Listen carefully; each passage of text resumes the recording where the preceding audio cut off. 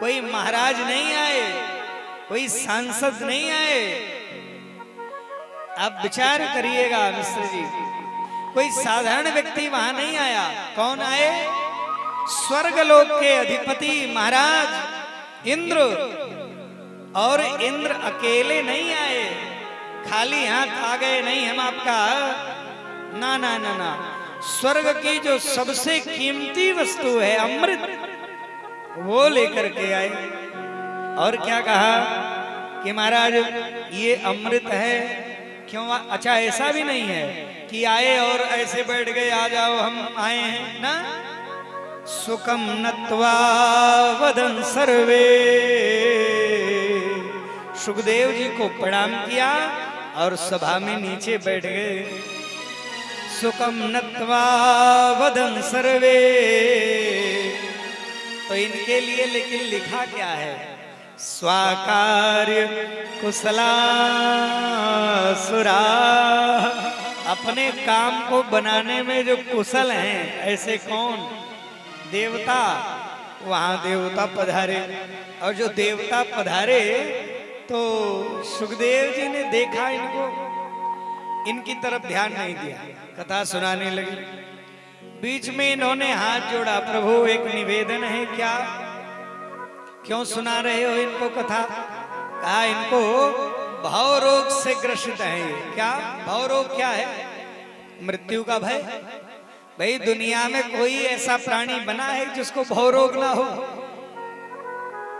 भाई मृत्यु का ही तो भय सबको है।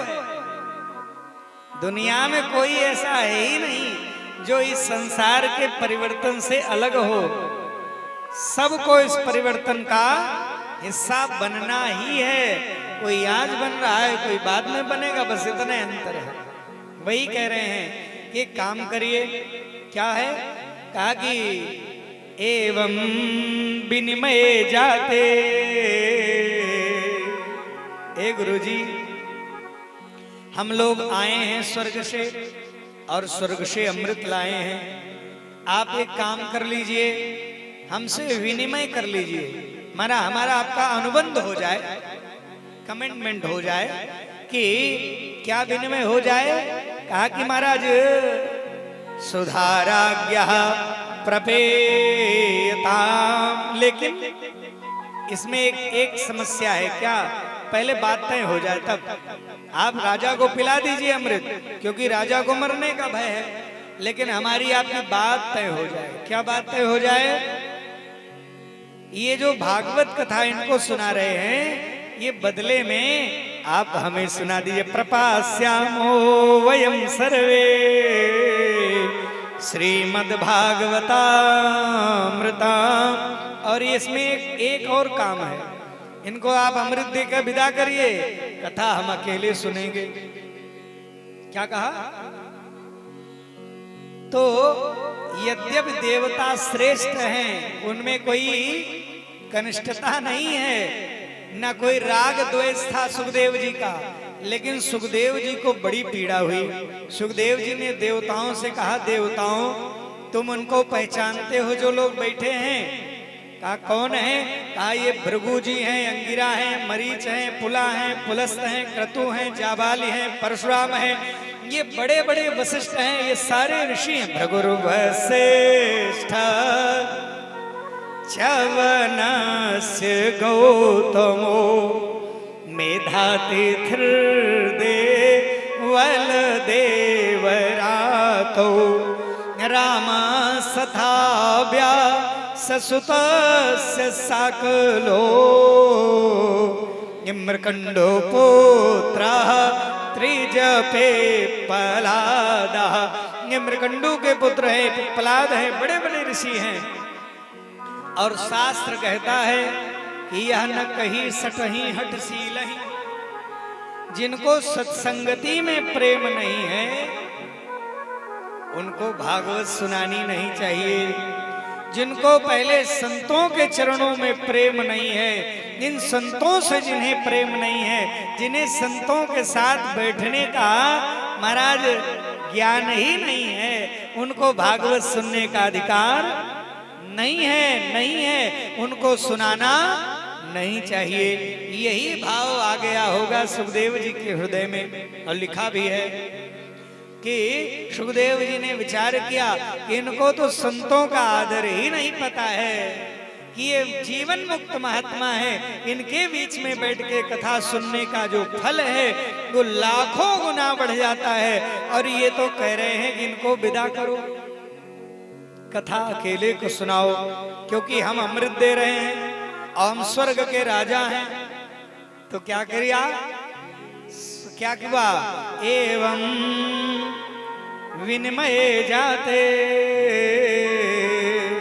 सुधाराज्ञ, राजा को पिला दीजिए सुधाराज्ञ प्रपेयता, अब बदले में प्रपास्या, हम लोगों को आप अमृत पिला दीजिए, ओ महाराज भागवत पिला दीजिए। एक मिनट के लिए तो शांत हुए, अगली बार बोल दिए। अगली बार सुखदेव जी ने जानते हैं क्या कहा, क्वा सुधा क्वा कथा लोके,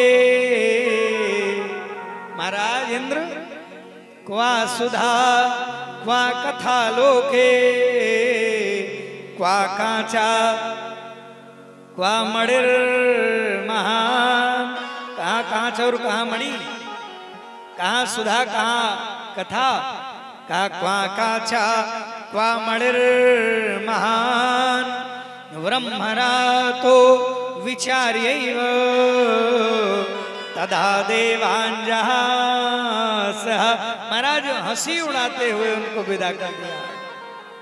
हंसी जब उड़ा दी और वहां से देवताओं को विदा कर दिया, तो परीक्षित ने प्रश्न किया, गुरुजी आपने अमृत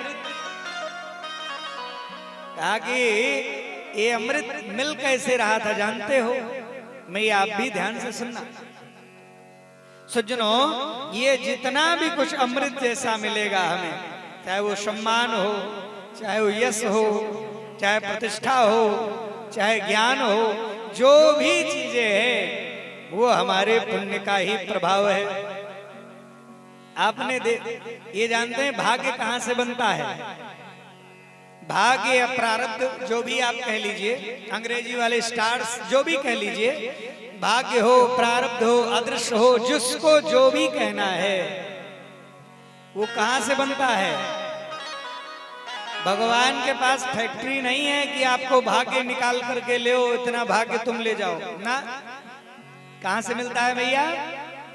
हमारे कर्मों से ही भाग्य का निर्माण होता है। कहां से? कुछ लोग कहते हैं महाराज ये तो कुछ नहीं कर रहे हैं, इनके पास तो अरबों रुपए की व्यवस्था, इनके यहाँ सारी व्यवस्थाएं हैं। तो तीन तरह से होते हैं लोग। एक तब के हैं, कहाँ के हैं?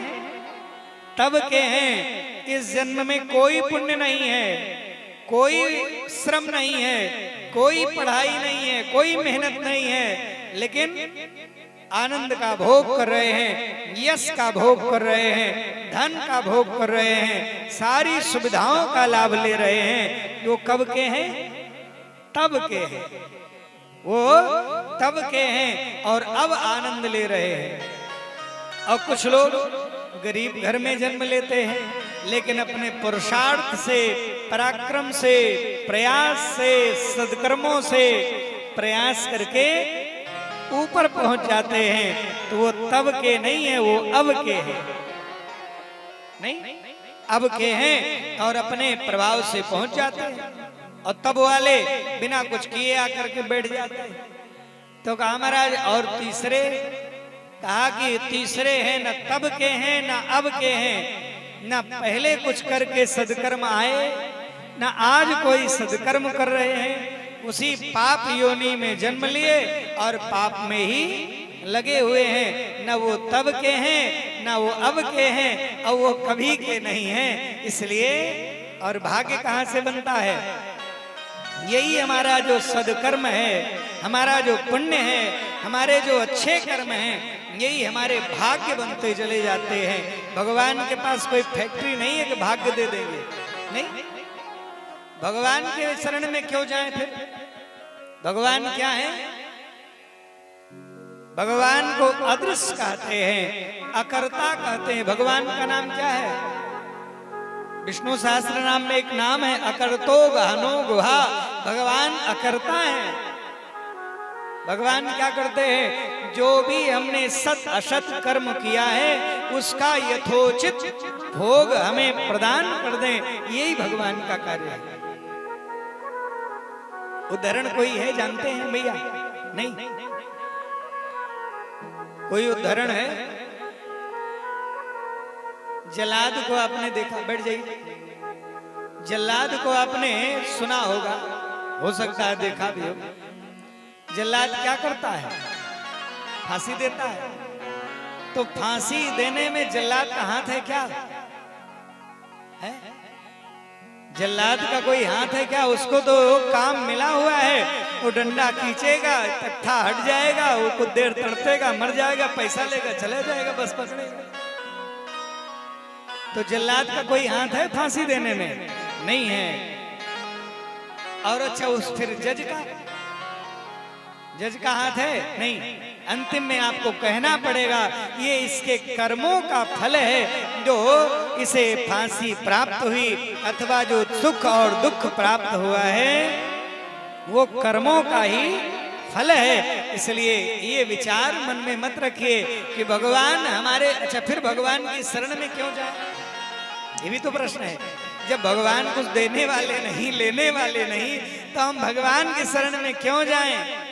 जो हमारे सदकर्म हैं उनका यथोचित हमें प्राप्त हो जाए और कर्तापन का अभिमान ना आवे, इसलिए हमें भगवान की शरण में जाना है। और भगवान कृष्ण तो दसम स्कंद में 24वें अध्याय में जहाँ प्रकरण आता है गोवर्धन का, वहाँ भगवान कहते यदि ईश्वर हैं तो आपके कर्मों में प्रवृत्त होने का आग्रह करते हैं, आपको अकर्मा कर्म होने का।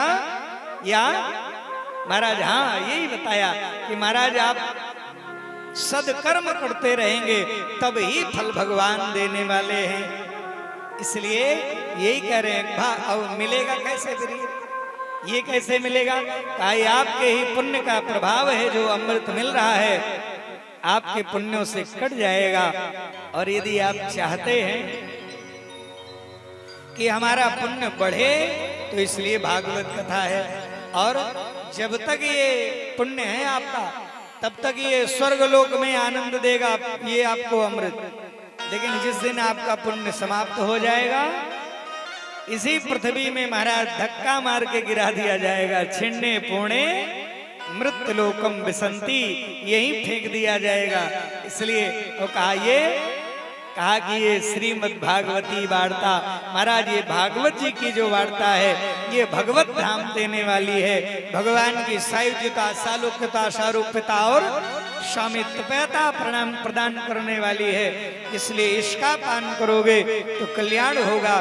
परीक्षित चरणों में गिर गए। बोलिए भक्तवत्सल भगवान की जय हो।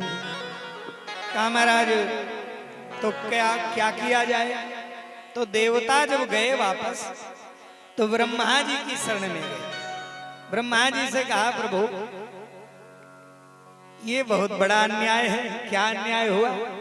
कहा हमने तो देखा कि वहां साधारण से ऋषियों को, महात्माओं को, राजाओं को सुनाए जा रहे हैं और हम गए नियमानुसार बैठे, प्रार्थना भी किया, हमें नहीं सुनाया। कहा तुम तो देवता हो, अमर हो, देख लो क्या होता है, एक क्षण देख लो। तो देखा क्या कि राजा को महाराज पद्म पुराण में लिखा है, एक लाइन है कि महाराज क्या हुआ?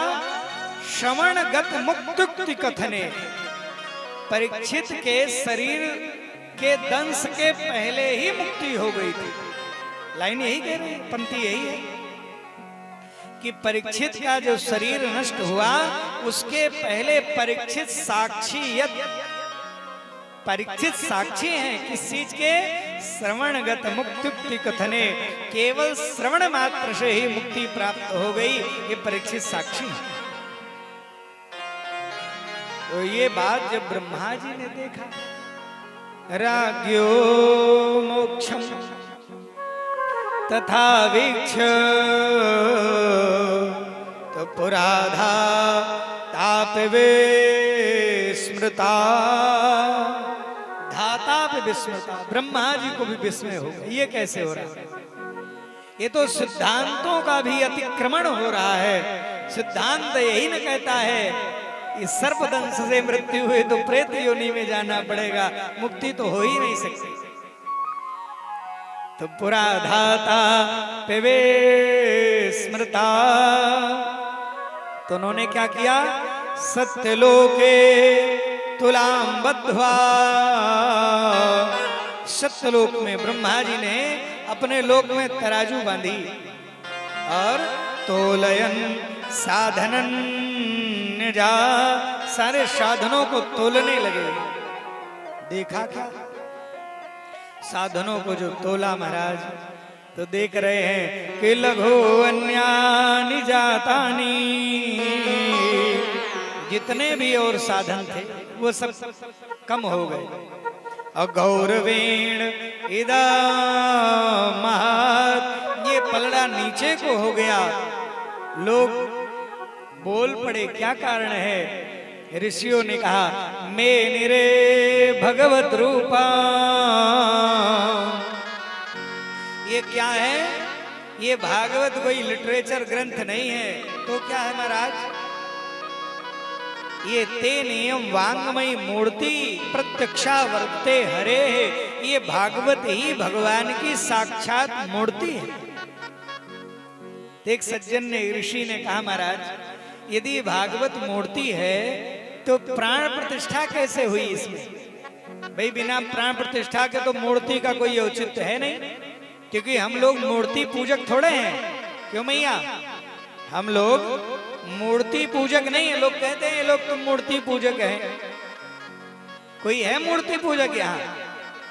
लाइन पे देखो कितना मूर्तियां रखी हैं बाजारों में, कौन पूजा करने जाता है? नहीं नहीं, जब तक उनको ले आया नहीं जाता, उनमें न्यास नहीं होता, उनकी सारी विधियां नहीं होती, प्राण प्रतिष्ठा नहीं होती, तब तक हम पूजा नहीं करते हैं। और जब प्राण प्रतिष्ठा हो गई तब उसमें हम बालक के रूप से भगवान का पूजन करते हैं यथावत।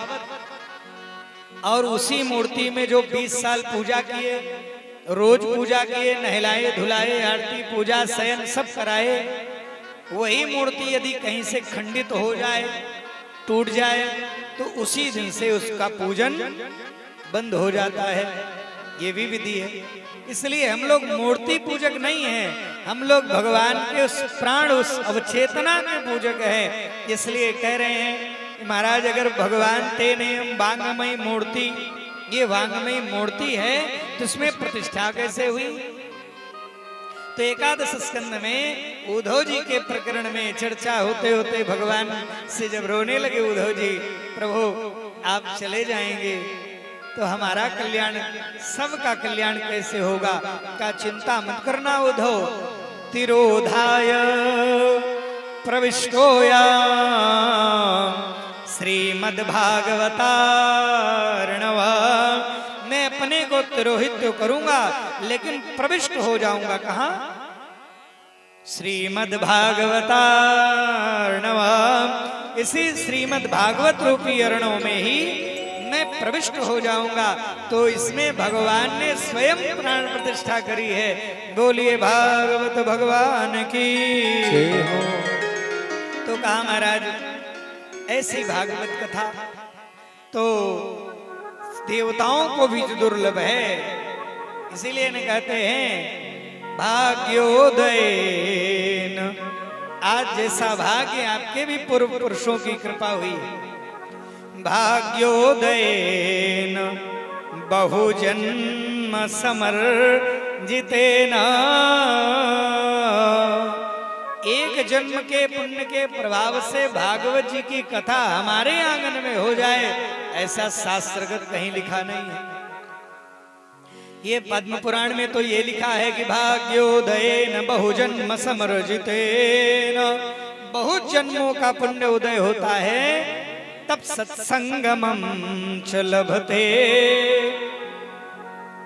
पुरुषो यदा वै अज्ञान हेतु कृत मोह मदांधकार नाशम विधा यही तदोदयते विवेका। क्या कह रहे हैं महाराज? भाग्योदयेन बहुजन्म समर्जिते, और भागवत में भी लिखा है, क्या लिखा है? जन्मांतर भवेत् पुण्य, जन्मांतर कई जन्मों का पुण्य, जन्मांतर भवेत् पुण्य तदा भागवतम लभे। कई जन्मों का जब पुण्य उदय होता है तो तदा भागवतम लभे, तब जाकर के